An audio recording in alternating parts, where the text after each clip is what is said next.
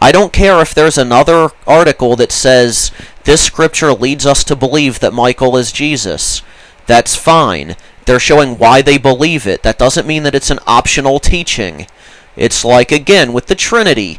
Someone says, Jesus Christ is God. Read this scripture, and this will lead you to believe that Jesus is God.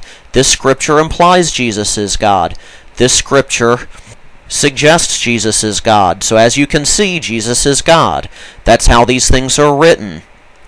To cut out the parts that say the Michael Archangel or Jesus Christ, the parts that say Michael the Archangel is Jesus Christ, the parts that say the Archangel Jesus Christ also called Michael, to take those and then show some other article that says this would lead us to believe doesn't mean you don't believe it. It shows what has led you to believe it in your study of the Bible. It doesn't mean you don't believe it, and it doesn't mean that that teaching didn't have its origins with Ellen White, just as the Trinity had its origins in paganism.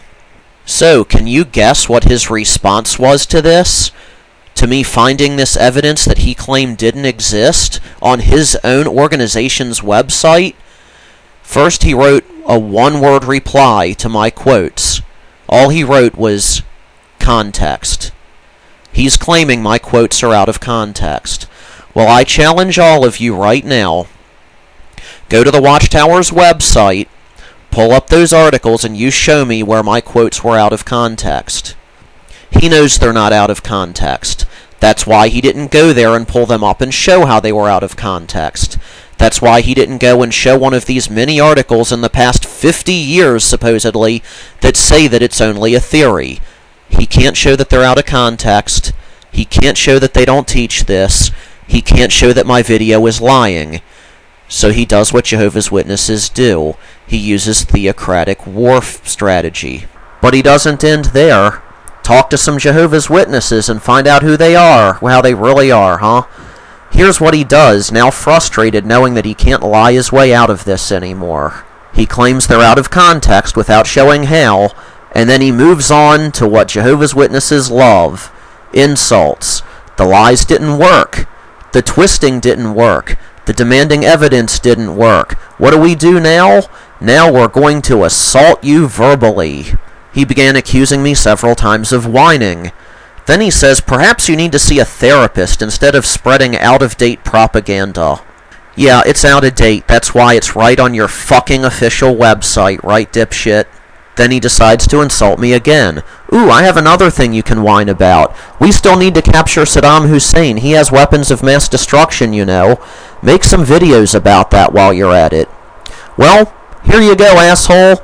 Here's a video. Here's a video for you. Not only does it show your lies, but more importantly, it shows how all of you lie. It shows how your publications allow you to lie, why they allow you to lie, that they don't believe that it's a lie to show misdirecting information to people that you don't feel deserve it. I showed an example of one of the head people of the Jehovah's Witnesses in Britain lying about their own beliefs. And now I have taken all of your lies and thoroughly dismantled them. Thank you.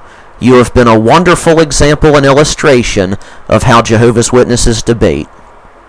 Denial, withholding information, misdirecting information, outright lies, twisting your enemy's arguments into something it's not, picking out something minor in a 20-minute series in order to discredit the entire thing, using logic that if applied to your own arguments would destroy them, and finally name-calling. Congratulations, you've done great work for your God here.